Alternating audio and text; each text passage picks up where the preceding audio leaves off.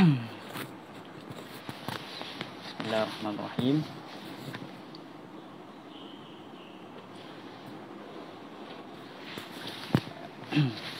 Bismillahirrahmanirrahim. Alhamdulillahirabbil alamin. Afdhalus salati wa tamu taslim ala sayyidina Muhammadin wa ala alihi wa sahabati at-tayyibin at-tahirin, amma ba'd. Nawayna ta'alluma wa ta'lim wa tadhakkura wa tadhkir wa naf'a wal intifa', ifadata wal istifadata wal hatha ala tamassuki bi kitabillahi ta'ala wa sunnati rasulih wa du'a ila al-huda wa dalalata ala al-khair ibtigha'a mardatihi wa qurbihi subhanahu wa ta'ala. Allahumma anfa'na bima 'allamtana wa zidna ma yanfa'una warzuqna 'ilman yanfa'una ya arhamar rahimin. Radhiyallahu ta'ala an awliya'illahi salihin fi masyariqil ardi wa magharibiha wa radiya 'anna bihim wa ja'alna fi zumratihim fi yaumiddin ila jannati na'im. Allahumma amin. Assalamualaikum warahmatullahi ta'ala wabarakatuh. Baik, pertamanya terima kasih kepada pihak PTS kerana menjemput saya untuk melakukan sedikit ulasan dan juga bedah buku secara mingguan ataupun secara bersiri. Lebih kurang kita akan insya-Allah akan ada 4 siri. Dan buku yang mana kita akan bedah pada tengah hari ni insya-Allah ialah buku ini. Okey, yang mana berjudul Sifat 20, Sejarah dan Kupasan Pendekatan Aqidah, yang ditulis oleh Al-Fadhil Dr. Nik Muhammad Syukri Nikwan hafizahullah ta'ala wa ra'ahu. Jadi insyaAllah selepas sikit kita akan berbincang mengenai isi yang ada di dalam buku ini. Okey. Baik.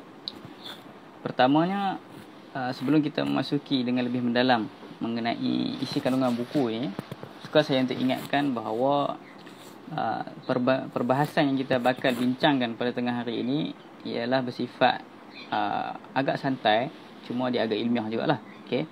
Dia tidak terlalu dia tidak terlalu santai dan tidak terlalu akademik lah. Okey. Jadi insya-Allah kita akan sama-sama menerusi perbahasan akidah yang mana kita akan sama-sama lihat di dalam buku ini insya-Allah. Baik, pertamanya sifat 20 ni tuan-tuan yang dirahmati Allah Taala sekalian merupakan suatu metodologi ataupun suatu kaedah ataupun suatu cara dalam memahami akidah. Okey, satu cara ataupun kaedah dalam memahami akidah. Baik, apa itu akidah? Akidah ni datang dari perkataan aqd. Okey, aqd ni ialah satu ikatan. Okey, satu ikatan. Jadi akidah yang kita faham ni ialah kepercayaan, betul tak? Jadi kenapa ulama mengambil perkataan ini, akidah tu dengan makna kepercayaan, yang mana berasal daripada perkataan simpulan ataupun ikatan. Antara munasabah ataupun falsafahnya ialah ikatan ni bila kita ikat, kita mesti kena ikat dengan kemas supaya ikatan tu tidak mudah terurai, tidak mudah terlerai. Okey. Maka apabila kita nak mempercayai suatu perkara di dalam ilmu akidah, dalam ilmu tauhid, kita mesti mempercayai dengan yakin. Tidak mudah terlerai begitu saja dengan datangnya syubhat. Okey. Jadi antara satu metod yang diketengahkan oleh para ulama ahli sunnah wal jamaah ialah metod yang kita panggil sebagai metodologi sifat 20. Apa yang dimaksudkan dengan sifat 20 ni? Dimaksudkan dengan sifat 20 ni ialah 20 sifat yang mana wajib ke atas kita sekalian mukmin untuk mengetahui bahawa Allah Ta'ala bersifat dengan sifat sedemikian. Baik, siapa yang mula mengenalkan sifat 20 ni sebenarnya? Baik, sifat 20 ni sebenarnya sudah lama ada di dalam era ulama Islam sendiri. Okey. Kalau kita nak tengok sudut penulisan yang mempopularkan penulisan sifat 20 ni ialah Al-Imam Muhammad bin Yusuf As-Sanusi At-Tilimsani rahimahullah ta'ala, yang wafat pada tahun 895 Hijrah. Baik. Cuma beliau bukanlah orang yang mengasaskan sifat 20 tak. Okey, beliau ialah orang yang mempopularkan ataupun seorang tokoh dan ulama yang mempopularkan tradisi sifat 20 ni. Baik. Pada mana sebenarnya asal penulisan sifat 20 ni? Dia sebenarnya bermula daripada zaman ulama pada kurun ketiga sendiri ataupun kurun keempat sendiri, iaitu Al-Imam Abul Hasan Ali bin Ismail Al-Ash'ari radhiyallahu ta'ala anhu, ataupun lebih dikenali sebagai Syekhul Ash'ari, iaitu seorang ulama ahli sunnah wal jamaah yang mana dikenali sebagai pengasas kepada mazhab akidah ahli sunnah wal jamaah. Baik, sejarah mengenai bagaimana penulisan sifat 20 ni boleh berlaku. Baik, kalau kita nak track balik daripada zaman Rasulullah SAW, pada zaman tersebut masyhur bahawa tidak ada sebarang penulisan yang berlaku melainkan penulisan Al-Quran dan juga penulisan hadis semata-mata. Okey, kerana ketika itu tidak berhajat kepada sebarang buku atau penulisan, kerana sumber syariat sudah ada, masadir syariah sudah wujud di depan mata, iaitu Rasulullah SAW. Apa-apa masalah yang kita nak tahu, yang kita nak rujuk, sama ada akidah ke fiqh ke tasawuf dan sebagainya pada zaman itu, hanya rujuk secara direct kepada Rasulullah. Rasulullah itulah wahyu, jawab terus sahaja apa yang segala persoalan yang dilontarkan. Jadi tak memerlukan sebarang penulisan. Sebab tu dalam mazhab Syafi'i pun ataupun mazhab fiqh, tak khusus kepada Syafi'i sahaja, penulisan fiqh tidak wujud pada zaman Nabi SAW, kerana segala permasalahan fiqh tidak perlu pada buku, perlu pada Rasul sahaja ketika itu. Baik. Jadi apabila zaman berlalu, maka ketika mana Rasulullah sudah wafat, maka berlaku pelbagai perbalahan dan juga perselisihan faham, khususnya di antara umat Islam sendiri. Okey, maka di situlah timbulnya pelbagai aliran-aliran dan sektor pemikiran. Okey, seperti mana yang masyhur pada zaman setelah Rasulullah itu muncul golongan yang kita gelarkan sebagai Mu'tazilah. Okey, iaitu satu golongan yang mana mengagungkan akal melebihi apa yang Allah Ta'ala gariskan di dalam Al-Quran dan juga apa yang Rasul kirimkan di dalam As-Sunnah. Begitu juga lahir satu golongan lagi yang kita panggil sebagai golongan Hasyawiyah ataupun Mujassimah. Golongan yang berjisimkan Allah Ta'ala dan sebagainya. Lahir juga pelbagai lagi golongan seperti Karamiyah, apa yang dimaksudkan sebagai Jahmiyah, dan pelbagai lagi aliran Syiah dan juga terbabit jugalah. Okey, kerana golongan ni yang terlalu fanatik dengan ahli bait sehingga mengkafirkan orang-orang yang tidak layak seperti para sahabat. Okey, na'udzubillah min zalik. Baik. Jadi ketika itu maka telah berlaku ittirab, berlaku satu waktu yang kita panggil waktu darurat lah kita kata, yang mana memerlukan kepada penulisan-penulisan yang boleh membantah golongan-golongan macam ni. Okey. Golongan-golongan macam ni, khususnya golongan Mu'tazilah, okey, mereka ni berhujah juga menggunakan wahyu. Okey, Mu'tazilah bukannya semata-mata akal. Okey, antara salah faham yang mana masyhur di kalangan orang kita ni ialah, Mu'tazilah ni guna akal semata-mata. Tak. Yang menggunakan akal semata-mata ialah golongan falsafah. Okey, ahli falasifah seperti Aristotle dan sebagainya itulah. Adapun golongan seperti Mu'tazilah, tak, depa bukannya semata-mata akal. Depa guna wahyu, cuma menafsirkan wahyu dengan cara yang salah, menggunakan akal secara melebihi garisan yang telah ditetapkan. Okey, maka mereka pun melakukan perkara-perkara yang tidak sewajarnya, seperti menafikan apa yang Allah Ta'ala sebut. Okey, sebagai contoh Allah Ta'ala mengatakan di dalam surah Al-Qiyamah, wujuhun yawma idzin nadhirah ila rabbiha nadhirah. Okey, yang mana orang-orang mukmin pada hari kiamat kelak akan melihat Allah Ta'ala dengan keadaan wajah mereka ni berseri-seri. Mu'tazilah menafikan bahawa orang mukmin melihat Allah Ta'ala, kerana mustahil perkara tersebut berlaku. Ini menurut Mu'tazilah. Jadi mereka ada juga ayat Quran mereka. Okey, mereka pun guna Quran yang kita guna, cuma mereka menggunakan penafsiran akal yang salah. Maka kita memerlukan seorang ulama ataupun satu panduan yang mana kita mempunyai jawapan yang cukup tuntas untuk membantah golongan-golongan sini. Okey, ulama ahli sunnah memerlukan satu panduan untuk membantah golongan ini. Maka lahirlah seorang ulama yang bernama Al-Imam Abul Hasan Al-Asy'ari yang kita sebutkan sebentar tadi. Datang Imam Al-Asy'ari, okay, beliau menggabungkan di antara hujah-hujah yang ada Al-Quran, hujah-hujah yang ada dalam sunnah, dengan hujah-hujah yang menggunakan rasional akal dan juga logik akal, untuk membantu umat Islam ketika itu untuk menegakkan kebenaran wahyu dan menegakkan ahli sunnah yang sebenar. Okay. Maka Allah Ta'ala mentakdirkan bahawa ala yadi Syekh Al-Asy'ari, di atas tangan Imam Asy'ari ni Allah Ta'ala takdirkan bahawa beliau yang berjaya untuk membungkam golongan Mu'tazilah ni sedikit demi sedikit, sampailah aliran yang mana asalnya Mu'tazilah pernah menjadi suatu ketika mainstream ketika itu ditolak. Maka Asy'ariyah ataupun golongan yang dipelopori oleh Imam Abu Hasan Al-Asy'ari dan juga anak-anak murid dia, golongan inilah yang mana menjadi mainstream sehingga ke hari ini, ataupun juga dikenali sebagai ahli sunnah wal jamaah pada hari ini. Baik. Jadi Imam Abu Hasan Al-Asy'ari ni ada satu kitab yang nama dia Al-Luma'. Okay, Al-Luma'u fi Rad ala ahli zayghi wal bidah. Dia ada satu kitab tu nama tu. Dan kitab ni merupakan kitab yang membincangkan mengenai ketuhanan, mengenai usuluddin dan menggunakan dengan hujah-hujah yang ada. Okay, hujah-hujah akal, hujah-hujah wahyu dan sebagainya. Dan mempunyai sistemnya yang tersendiri. Lalu kitab Al-Luma' ini disyarahkan oleh anak murid Imam Asy'ari daripada generasi yang kedua, sebagai At-Tabaqah Ats-Tsaniyah, iaitu Imam Al-Baqilani rahimahullah taala, salah seorang ulama ahli sunnah wal jamaah juga. Maka Imam Baqilani ini dia punya satu kitab yang nama dia sebagai Syarhul Luma'. Satu kitab yang mensyarahkan kitab Imam Asy'ari yang kita sebutkan sebentar tadi. Maka daripada kitab tersebut, okey, seorang ulama yang nama dia masyhur di dunia Islam, iaitu Imamul Haramain namanya. Itu Imamul Haramain Al-Juwaini radhiyallahu taala anhu. Penulis kitab Al-Warqat, penulis kitab Nihayatul Matla', antara kitab terbesar di dalam ilmu fiqh dan juga ilmu usul fiqh. Beliau ada satu kitab yang nama dia Al-Irsyad. Okay, Al-Irsyad. Al-Irsyad ni satu kitab usuluddin juga lah, ilmu kalam ataupun ilmu akidah. Yang mana kitab tersebut merupakan manifestasi daripada syarah Luma' Imam Al-Baqilani yang kita sebutkan tadi. Okey. Maka setelahnya itu datanglah seorang ulama yang kita namakan sebagai Imam As-Sanusi rahimahullah taala, yang mana mempunyai sebuah kitab yang nama dia sebagai Aqidah Al-Kubra. Okey, Aqidah Al-Kubra.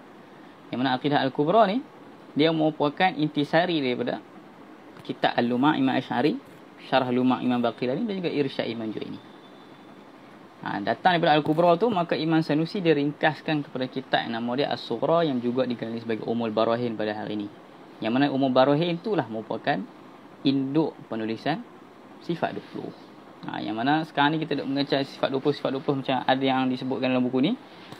Sebenarnya datang daripada Imam Asy'ari sendiri, cuma secara dia ada generasi dia lah. Dia ada kita panggil sebagai tatawur ataupun era-era dia, perubahan secara berzaman. Okey, zaman ni dia ada metod dia macam ni. Sampailah ke zaman Imam As-Sanusi. Jadi sifat 20 macam tu. Dia punya sejarah secara asasnya, penyusunan dia macam tu. Jadi penyusunan sifat 20 ni sebenarnya pun, kalau kita tengok sebenarnya secara sistematik dia ada secara bersanad. Daripada Syekh Al-Asy'ari turun kepada Imam Baqilani, turun kepada Imamul Haramain, turun pula kepada Imam Ghazali. Hatta Imam Ghazali pun dia menulis dengan cara metod sifat 20 juga. Cuma dia tak sebut dah, dia kata oh ni sifat 20. Tak. Penyusunan dan idea tu ada, kerangka tu sama. Cuma dia ada gaya bahasa dan gaya bahasa yang sedikit berbeza ataupun laras penulisan yang berbeza. Tapi mempunyai idea dan fikrah yang sama. Setelah Imam Ghazali kita mempunyai ulama-ulama setelahnya, seperti Imam Ar-Razi, Imam At-Taftazani, okay. Dan sampailah secara rantaian sampai ke Imam As-Sanusi rahimahullah taala. Jadi kenapa sifat 20?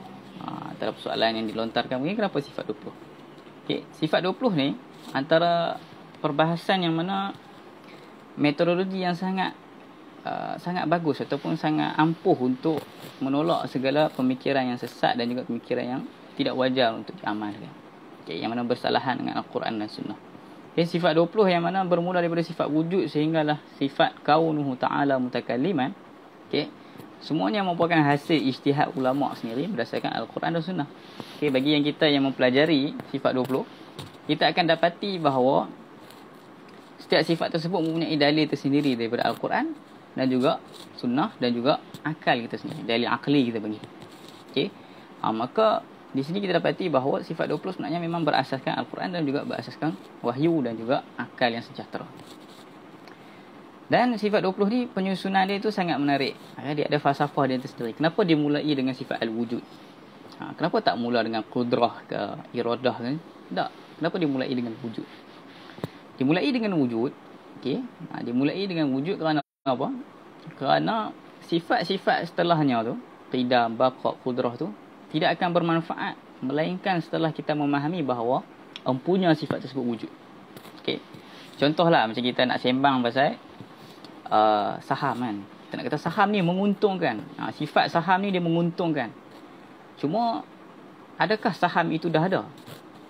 Kalau saham tu tak ada, tapi kita dah sembang pasal dia tu menguntungkan, dia ni bagi kita kaya, adakah berfaedah? Jawabnya tak. Jadi begitu juga dalam masalah ni secara perumpamaannya. Mengapa kita nak mengatakan Allah itu maha berkuasa, maha berkehendak, kalaulah orang tak percaya pun Allah tu wujud? Ni secara ringkas lah kita katakan.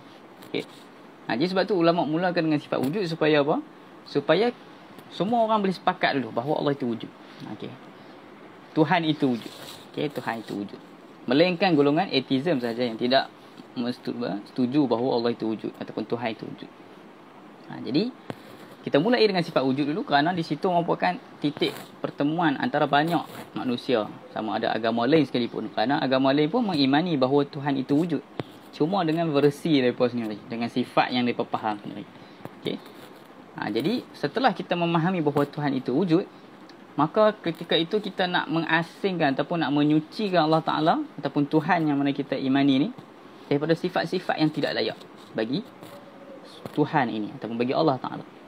Maka ketika itulah ulama menyelitkan setelah sifat wujud 5 sifat yang kita panggil sebagai sifat salbiyah. Sifat salbiyah. Salbiyah ni datang dari perkataan salbun, iaitu mencabut. Okey. Dalam maksud di sini ialah maksudnya penafian. Penafian apa? Penafian perkara-perkara yang tidak layak bagi Allah Ta'ala. Salbu ma la yaliqu bihaqqillahi ta'ala. Nak mencabut perkara yang tidak layak bagi Allah Ta'ala. Sebagai contoh, sifat al-qidam, iaitu yang membawa makna Allah Ta'ala tidak mempunyai permulaan. Kita menafikan permulaan bagi Allah Ta'ala. Mengapa ulama letakkan qidam? Kerana perkara yang wujud, sama ada dia wujud dengan permulaan ataupun tidak berpermulaan. Okay, macam wujud dengan permulaan macam kita lah. Macam saya contoh lahir tahun 2000. 1999 saya mungkin tak wujud lagi. Okay. Lepas tu barulah saya wujud. Maka kewujudan saya ni ialah kewujudan yang baharu kita panggil. Bukan kewujudan yang qadim ataupun qidam. Maka ketika itu saya memerlukan pencipta. Okay. Sebab saya tidak boleh ada dengan sendiri sebab saya pernah tidak ada. Jadi bila tidak ada, nak beralih kepada ada, beralih kepada wujud, maka saya perlu perkara yang menciptakan saya. Okey. Maka itu membuktikan bahawa saya memerlukan pencipta. Adapun Allah Ta'ala wujudnya tidak berpermulaan. Jadi bila tidak permulaan maksudnya sentiasa ada. Bila sentiasa ada, tidak ada perubahan daripada tidak ada kepada ada. Maka ketika itu Allah Ta'ala tidak memerlukan sebarang pencipta. Sebab kalau kita katakan Allah mempunyai pencipta, maka dia akan melazimkan perkara-perkara yang mustahil. Sebab kalau kita kata Allah ada pencipta, siapa pula pencipta tu? Dan siapa yang mencipta pencipta tu? Jadi dia akan berterusan sampai tidak ada akhiran. Okay? Sebab itulah kita katakan Tuhan tidak ada permulaan. Dan diiringi dengan Tuhan itu maha kekal, al-baqa. Okay? Kemudian Tuhan itu tidak menyamai makhluk, khalafah lil hawali. Tidak memerlukan suatu pencipta dan tidak memerlukan sesuatu yang lain. Kita panggil qiyamuhu ta'ala binafsih. Begitu juga Allah Ta'ala ni ada wahdaniyah, keesaan. Sifat-sifat yang kita sebutkan ni sebenarnya ada di dalam surah Al-Ikhlas. Okay, surah Al-Ikhlas yang mana kita baca qul huwallahu ahad. Katakanlah wahai Muhammad bahawa Allah itu satu. Itu merujuk kepada ulama faham daripada ayat ni, ya Allah itu esa, ada sifat wahdaniyah. Allahus samad. Allah itulah tempat bergantung. Ketika itu ulama faham bahawa ayat ini menunjukkan Allah itu tidak memerlukan siapa tapi semua memerlukan kepada dia. Di sini kita panggil qiyamuhu binafsih. Lam yalid wa lam yulad. Tidak melahirkan dan tidak dilahirkan. Bila kata tidak dilahirkan, dia tidak memerlukan sebarang pencipta. Maka dia itu qadim kita panggil, ataupun wajibul wujud. Wa lam yakul lahu kufuwan ahad. Tidak ada satu pun yang mampu meracainya. Maka itu menunjukkan Allah Ta'ala ni mukhalafah lil hawadith, tidak sama dengan makhluk. Jadi banyak lagi ayat Quran yang mana ulama istinbat sifat 20 ni daripada ayat-ayat tersebut. Okey. Jadi itu antara falsafah. Kemudian diiringi dengan sifat ma'ani, iaitu sifat-sifat yang mana ada pada zat Allah Ta'ala, seperti qudrah, Allah berkuasa, Allah berkehendak, Allah maha hidup, Allah maha mengetahui, Allah maha melihat, Allah maha mendengar, dan Allah maha berkata-kata. Dan kesemuanya ini ada dalam ayat Quran dan sebagainya. Okay. Dan diiringi ataupun dibahaskan dengan tuntas sekali berdasarkan hujah-hujah yang ada. Jadi kalau nak tengok hujah-hujah itu, banyak juga hujah-hujah dia yang dibahaskan dalam buku ni. Okay. Baik. Jadi antara isu yang menarik yang disebutkan oleh penulis dalam buku ni ialah berkenaan dengan bagaimana ulama setelah Imam Sanusi memberi perhatian terhadap penulisan Imam As-Sanusi ni, Ummul Barahin. Okey. Imam Sanusi ni rahimahullah ni, dia mula menulis kitab akidah dia dengan kitab akidah kita panggil sebagai akidah kubra yang kita sebutkan tadi. Dia akidah kubra. Namun disebabkan murid-murid dia tak faham kitab akidah kubra ni, macam susah semacam kan. Tak pun nama akidah kubra, akidah yang besar. Maka Imam Sanusi ambil inisiatif untuk mensyarahkan kitab akidah kubra tersebut. Maka jadilah kitab Umdatul Ahli Taufiq wa Tasdid nama dia, iaitu syarah kepada akidah kubra. Jadi orang masih lagi tak faham sebab kuih tebal lagi, kuih susah. Maka Imam Sanusi meringkaskan akidah kubra tersebut kepada satu kitab yang nama dia Aqidah Wusta, iaitu akidah pertengahan. Akidah kubra ni akidah besar ataupun tinggilah. Seterusnya dia jadi akidah wusta, iaitu akidah pertengahan. Pertengahan pun orang tak faham lagi. Maka dia pun buatlah satu syarah yang kita panggil syarah akidah wusta. Manusia masih lagi tak faham. Student dia masih lagi tak faham kerana agak susah. Maka Imam Sanusi tak kata apa. Imam Sanusi taklah menghina anak-anak murid dia. Tak. Apa yang dia buat? Dia ringkaskan lagi jadi akidah sughra. Itu akidah yang kecil.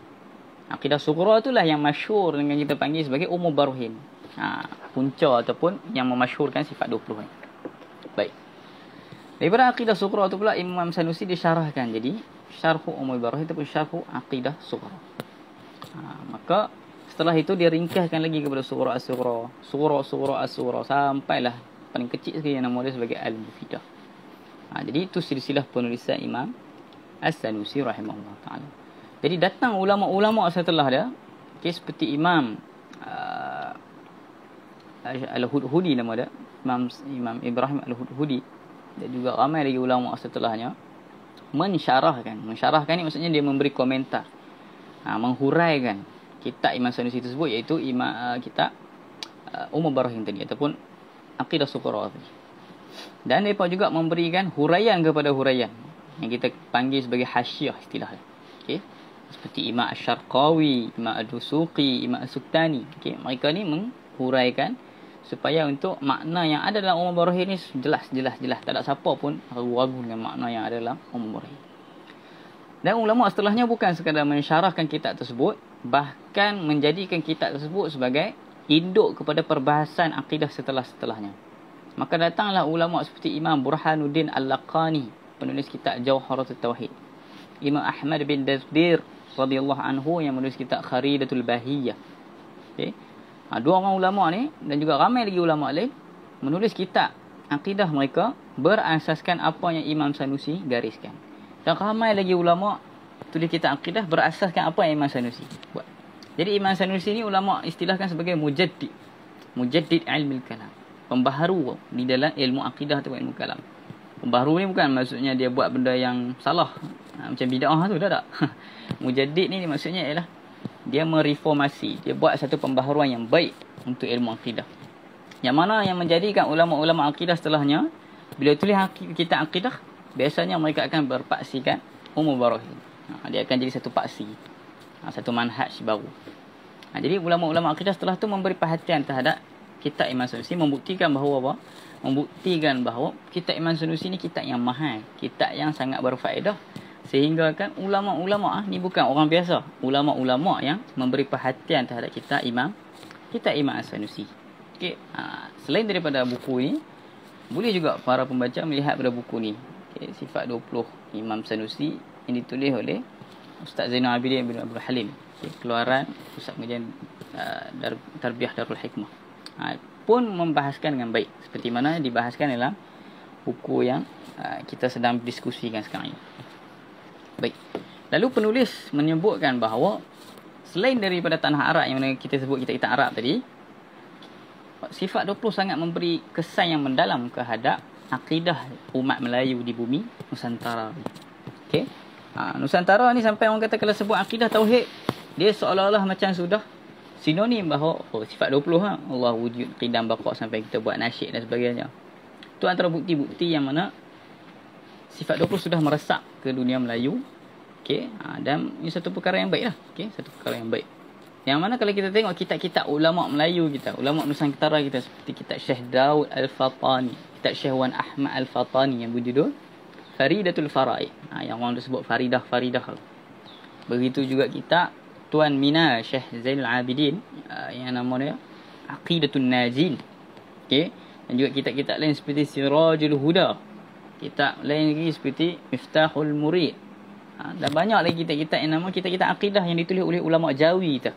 Ulama Melayu kita yang mana mak ayah kita, tok wan kita dulu mengaji kitab tu. Yang mana kalau kita tengok seperti kitab Aqidatun Najin, penulis sendiri sebut bahawa apa yang disebutkan ni datang daripada kitab apa? Ummul Barahin. Sifat 20 daripada Ummul Barahin. Begitu juga kalau kita tengok dalam kitab Faridah Faraid, perbahasannya pun secocok dengan apa yang Imam Sanusi bawakan di dalam Ummul Barahin. Okey, maka itu kita dapat pastikan bahawa ulama bukannya sekadar ulama di bumi Arab, bahkan di bumi Nusantara sangat memberi perhatian terhadap kitab Ummul Barahin. Dan kita dapati ulama-ulama setelahnya ataupun ulama kontemporari pada zaman sekarang, seperti kita tengok mufti-mufti di setiap negeri pun, okey, majoritinya, saya tak kata semualah, majoritinya sangat memberi perhatian terhadap sifat 20 ni. Kita dapat tengok bahawa seperti mereka menganjurkan bengkel sifat 20, menganjurkan kelas-kelas sifat 20, bahkan menerbitkan penulisan mengenai sifat 20 dengan nafas baharu, dengan bahasa yang sesuai dengan zaman sekarang. Ada pula di kalangan mereka yang menterjemahkan kitab-kitab Jawi yang ini merumikan semula. Banyak usaha tu. Sebab apa? Sebab inilah akidah ahli sunnah. Inilah akidah yang mana masyarakat kena pegang. Sebab itulah ulama sangat memberi perhatian terhadap ilmu akidah yang berasaskan manhaj sifat 20. Okey. Dan kalau nak tengok berkenaan dengan susunan sifat 20 ni, kita boleh tengok macam mana penulis ni menyusun dengan baik sekali setiap perbahasan tersebut. Disertakan dengan dalil, disertakan dengan sumber, bahkan menyebutkan pula sejarah yang mana kita sebutkan tadi tu sikit saja. Detail mengenai sejarah tu ada disebutkan di dalam ni. Macam mana yang dikatakan Mu'tazilah ada, maka apa peranan sifat 20 dalam menentang Mu'tazilah, ada disebutkan juga. Jadi bagi yang nak mengenali secara agak lebih mendetail, lebih mendalam berkenaan dengan sifat 20 ni ataupun akidah ahli sunnah bermanhajkan sifat 20 ni, boleh dapati kitab ini di PTS, sama ada di Shopee ataupun boleh DM saja, ataupun ada link yang disediakan tu kan. Dan Ramadan ni pun ada promosi dia. Jadi untuk mengenali sifat 20 ni, saya sarankan untuk kalian semua membeli kitab ini dan membacanya lah. Beli saja tak jadi letak kat rak. Macam atas-atas ni letak saja je. Jadi kena beli dan baca. Kalau beli tak baca, dia tak dapat apa lah.